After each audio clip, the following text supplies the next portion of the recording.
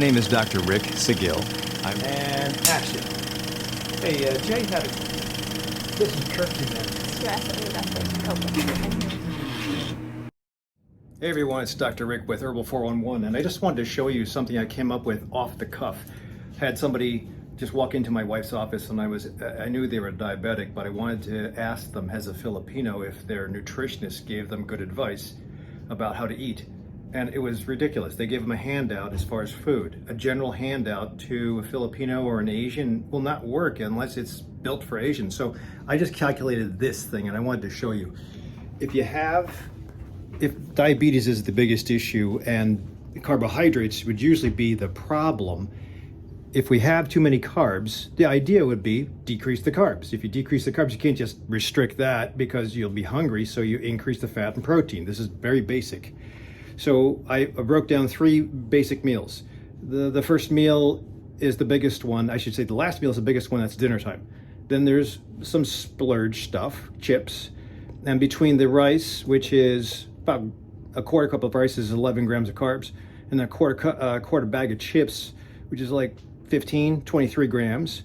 So between those two things, not bad. But the sandwich that the patient is going to is a default because of what the doc handed him as far as these are the foods to go to instead of his rice and Filipino food.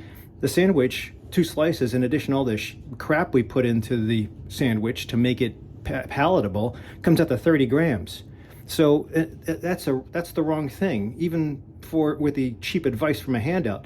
So what I would do is forget the sandwich, give the guy, if I give him 2 meals with quarter cup of rice and then what we call laman, meat or chicken or other things, if we give him 2 meals of what he loves instead of the slice, I can give him 3 meals and it'll still be about the same.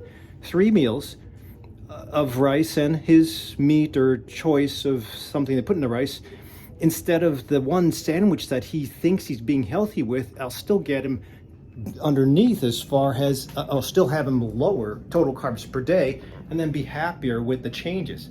I'm not happy with a sandwich. You give me a sandwich, I'll think, oh, this is like grade school. I used to throw my sandwiches away. So what I'm getting at is the suggestions. It's good to see doctors for diabetes and get medicines, but you also should be doing things through a registered dietitian, a good one. Standard handouts will give you standard results.